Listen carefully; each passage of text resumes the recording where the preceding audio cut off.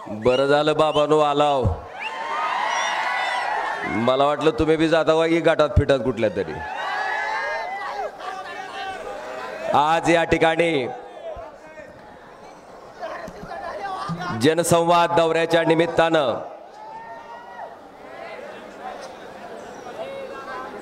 या ठिकाणी आलेले महाराष्ट्राचे कुटुंब प्रमुख, माजी मुख्यमंत्री,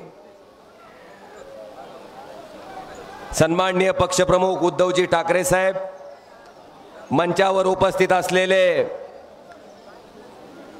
मला वाटतंय फक्त महाराष्ट्रालाच नाही तर पूर्ण देशाला निष्ठा काय असते आणि किती जरी संकट आलं तरी आपल्या सहकार्याची साथ कशी सोडायची नाही याचं उदाहरण देणारे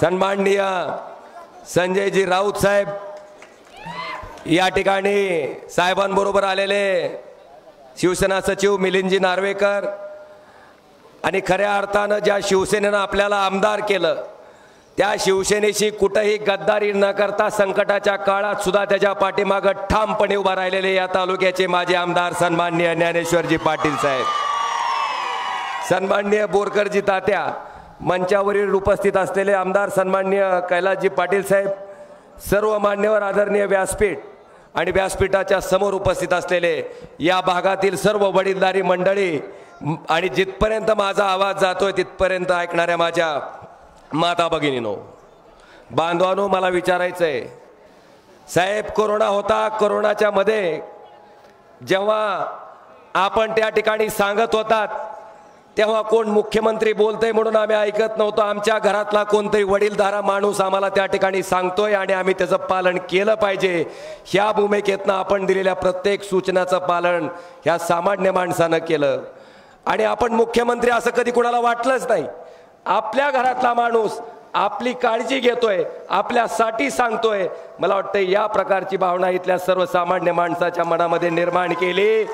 साहेब, हे म्हणतायत ना घरी बसून काम केलं, घरी बसून. साहेब, जे तुम्ही घरी बसून करून दाखवलं यांना बाहेर बोंबलत फिरून बी करणं होईना गेलंय. मला वाटतं ही खासियत आहे तुमची. आज साहेब, बरं होतं तुम्ही मुख्यमंत्री होते आणि राजेश भैया टोपे आरोग्यमंत्री होते.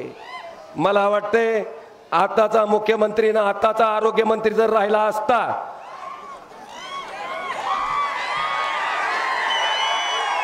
तर स्टेजच्या पुढचे बी दिसले नसते, स्टेजवरचे बी दिसले असते का नाही माहित नाही साहेब. असली भयंकर परिस्थिती आली असती. आज अर्धमा मला आपल्याला सगळ्याला विचारायचंय, छत्रपती शिवाजी महाराजांची 350च्या पुढची जयंती आपण साजरी केली का नाही? आता मला सांगा, छत्रपती शिवाजी महाराजांचा आज जवळपास 350 वर्ष लुटून गेली. आज सुद्धा सूर्याजी पिसाळ, खंडोजी खोपडे, आनाजी पंत ही नावं घेतली की कुठल्या यादीत येतात? कुठल्या यादीत येतात? आणि तानाजी मालुसरे, बाजीप्रभू देशपांडे, कान्होजी जेधे ही नावं घेतली तर मला वाटतंय 350 वर्षापूर्वी झालेल्या गद्दारीचा डाग जर 350 वर्षानंतर सुद्धा पुसून टाकला जाऊ शकत नसेल तर गद्दार होण्यापेक्षा खुद्दार होणं मला वाटतंय कधीही चांगलं आहे. आणि ते काम इथल्या सगळ्या निष्ठावंत सैनिकांनी करून दाखवलंय. आज या ठिकाणी मला आपल्या सगळ्यांना सांगायचंय की साहेब, आज आम्ही काम करत असताना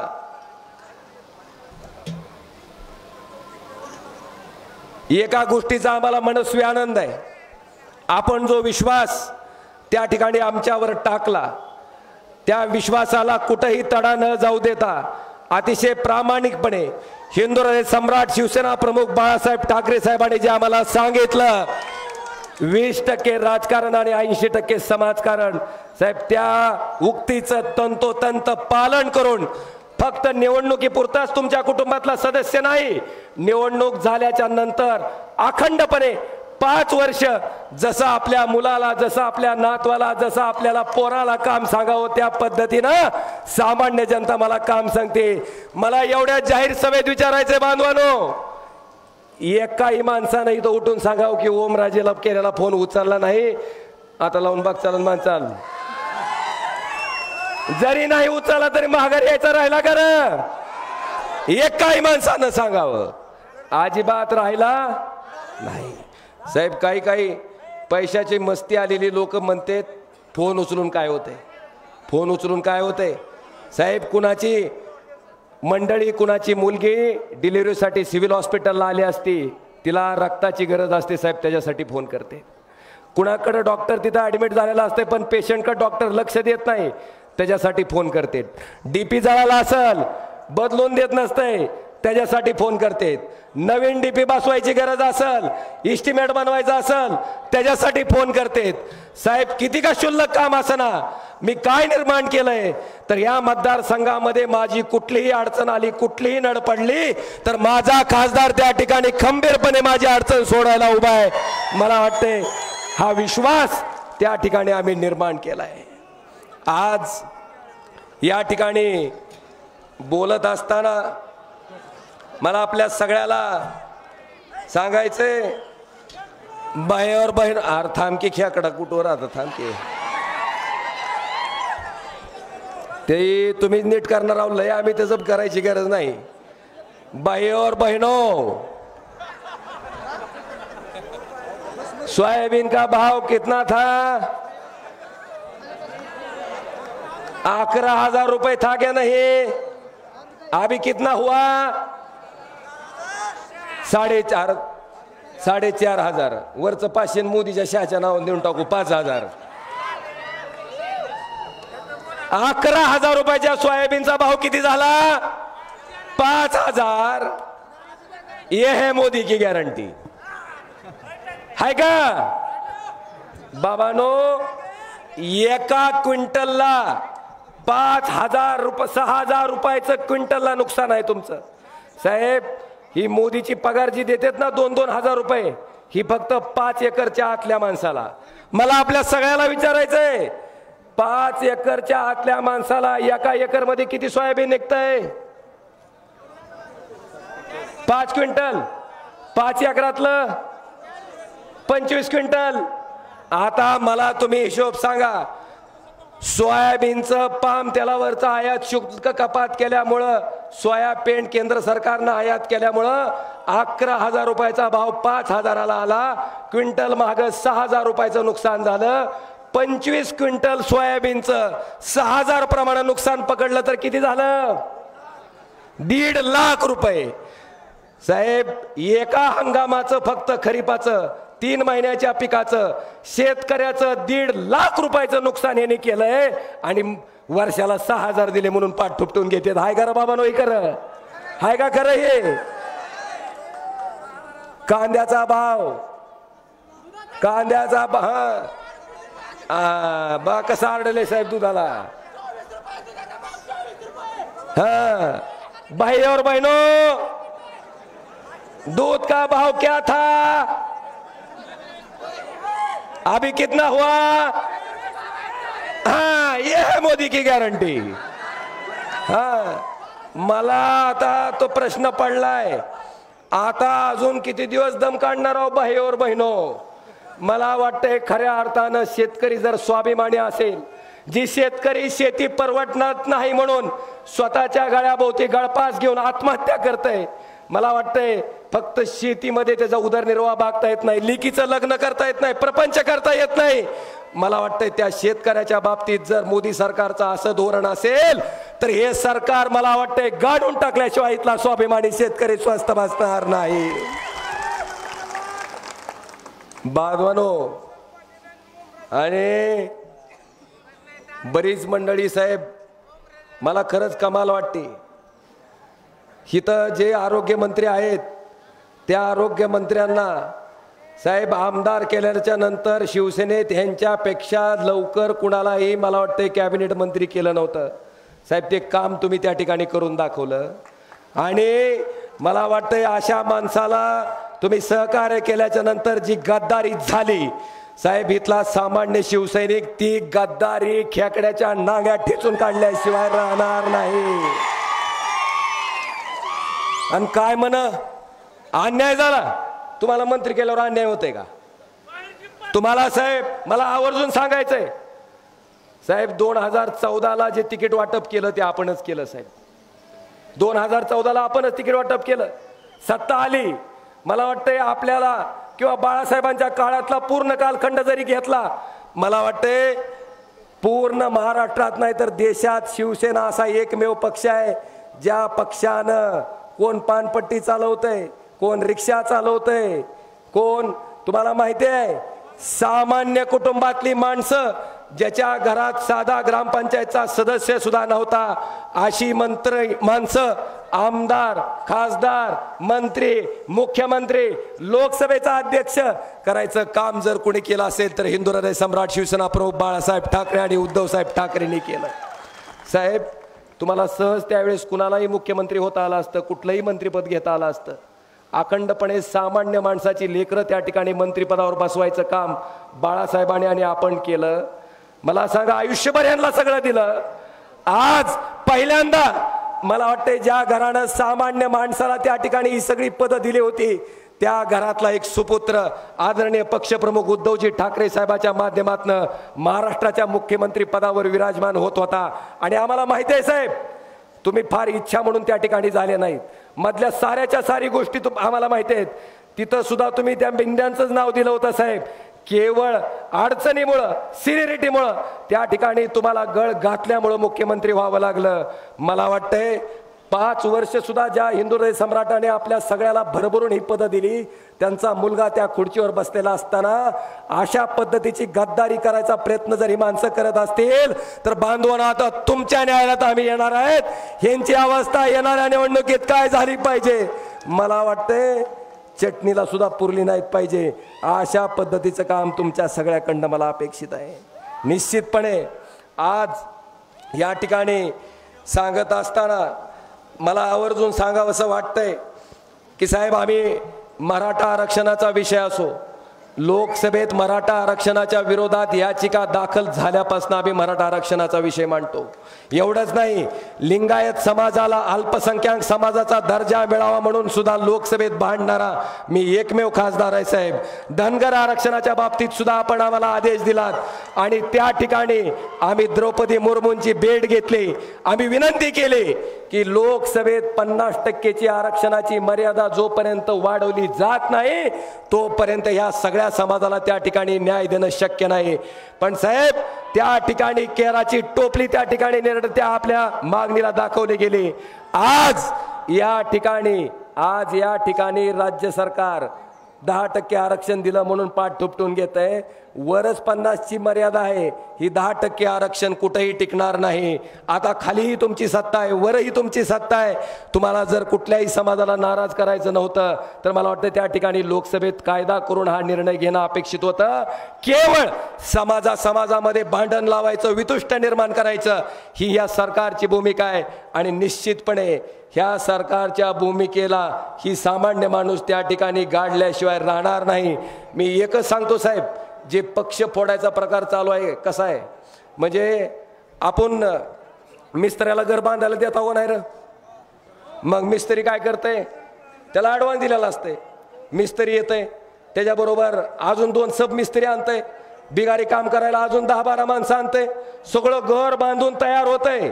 12-14 माणसं ती घर बांधून तयार करतात आणि मग घर मालक त्या घरात राहायला जाते.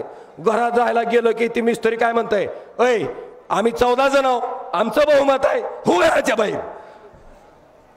माझं काय म्हणणं ते लक्षात आलंय का तुम्हाला?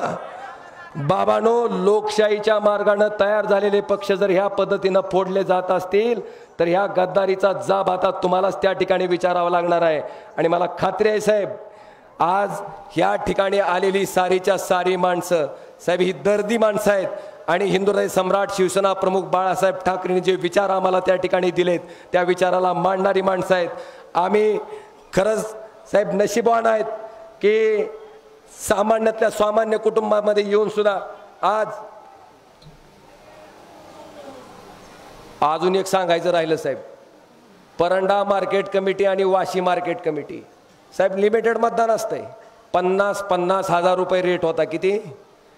50. आणि ह्या लोकांनी काय केलं माहिती आहे साहेब, दे दे दे दे म्हणले, 50 दे दे म्हणले, पैसे घेतले. पण मतदान करत असताना मात्र या निष्ठावंत सैनिकांनी शिवसेना उद्धव बाळासाहेब ठाकरे गटाचीच त्या ठिकाणी बाजार समिती परंड्यात ही निवडून आणली आणि वाशीत या निवडून आणली. त्यामुळं आज या ठिकाणी मला आपल्या सगळ्यांना एवढंच सांगायचंय की आपण आता हाय का तयारी बाबांनो सगळ्याची? खमका हो का? आता आम्ही गोरगरीब माणसं, पुढं पैशाचं काय आहे? पण पैसे घेऊन पैशावाल्याचा माज कसा जिरवायचा ही जर कुठं शिकायचं असेल तर बोंब परंडा वाशीत येऊन शिकायचं म्हणा. करणार का नाही मग? गद्दारी ठेचणार का नाही मग? मला खात्री आहे साहेब. आणि मी आवर्जून सांगतो, एक फक्त शेवटचा विषय सांगतो आणि थांबतो. मला सांगा, 2019ला भारतीय जनता पार्टीनं आपली युती होती. ही सारखं काय म्हणते, मोदीमुळे निवडून आलो, मोदीमुळे निवडून आलो. मला तुम्हाला सगळ्याला विचारायचं आहे, 2004ला खासदार सौ कल्पनाताई नरेरे होत्या का नाही? तो कुठल्या चिन्हावर निवडून आलत्या? कुठला होता का मोदीचा चेहरा त्यावेळेस? त्याच्यापूर्वी शिवाजी बापू कांबळे, बरोबर आहे का, 2 वेळेस त्या ठिकाणी खासदार होते. कुठल्या चिन्हावर होते? ह्या मतदारसंघामध्ये 3 वेळेस हिंदुराय सम्राट शिवसेना प्रमुखांनी कितला खासदार निवडून आणायचं काम उद्धवजी आपल्या माध्यमातून त्या ठिकाणी केलंय. आणि मला आपल्या सगळ्याला विचारायचंय, मागच्या वेळेस 1,27,000 मतांनी आपण आलो होतो. आता आपण कुणाच्या विरोधात आहेत? अरे मोदी म्हण की. आता तुम्हाला सांगतो मी, 1,27,000पेक्षा एक का होणार मत आगाव घेईन तरच बाळासाहेबाचा पट्ट्या म्हणून त्या ठिकाणी तुमच्या सगळ्याला सांगेन. आता एक शेवटचं, आता सोयाबीनचा भावजी 5,000 झालाय, ते 11,000 करायचा का न ग? करायचा का न ग? आता मग मोठ्यानं म्हणा, आता घोषणा द्या. मी जी घोषणा देतो ती घोषणा बिंबीच्या देठापासून द्यायची. जय श्रीराम. हे एवढ्यानं होईना. अरे बिंबीचा देठ 11,000 करायचा सोपी गोष्ट आहे काय? जय श्रीराम. हा झाला 11,000. आता बेरोजगार तरुण तरी एक सुद्धा नाही का? नाही. पानटपरीवर सकाळी कोण सुद्धा तरुण भेटत नाही तुम्हाला. सगळ्याला मोदीनं वर्षाला 2 कोटी नोकऱ्या मिळून 1-1 लाखाच्या नोकऱ्या मिळाल्या. सगळी नोकऱ्याला जातात. हाय का नाही र? हाय का नाही? एक सुद्धा नाही. आता त्या साऱ्या बेरोजगार युवकांना जर आपल्याला नोकरी द्यायची असेल तर दुसरा मंत्र आहे, पंतप्रधानांनी कर्नाटकात सांगितला होता. काय? बजरंग बली की. एवढ्या नोकरी लागायचं सोपं आहे का बेटन? मोठ्यानं बजरंग बली की. लागल्या नोकऱ्या. बाबानो,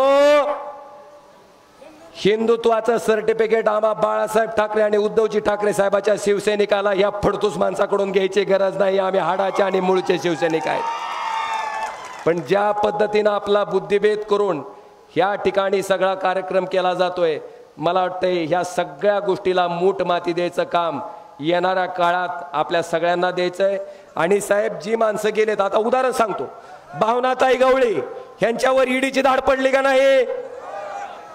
जशा शिंदे गटात गेल्या चौकशी. प्रताप सरनाईक ईडीची धाड पडली का नाही? जशा शिंदे गटात गेला चौकशी. अजित दादाचा तर साहेब 70,000 कोटीचा घोटाळा. 6 दिवस आधी पंतप्रधान म्हणले 70,000 करोड का घोटाळा. आणि 7 दिवसात कोणत्या वॉशिंग मशीन मध्ये अजित दादाला धुवून घेतलं मला माहित नाही. पण बाबानो, उपमुख्यमंत्री, मला वाटतं आता ह्या सगळ्या माणसाचा हिशोब करायची एकाच गोष्टीमुळे आलेत. एक, स्वतःचं गबाळ वाचवण्यासाठी ही लोक त्या ठिकाणी तिकडे गेलेत साहेब. ना हिंदुत्व आहे ना काही नाही, फक्त स्वतःचं गबाळ वाचवण्यासाठी ह्यांनी तुमच्यासोबत गद्दारी केली आणि निश्चितपणे ही लोक ह्या गद्दारीचा हिशोब घेतल्याशिवाय स्वस्थ बसणार नाही. एवढंच वचन मी या कार्यक्रमाच्या निमित्तानं देतो आणि आपल्या सगळ्यांची रजा घेतो. धन्यवाद. जय हिंद, जय महाराष्ट्र.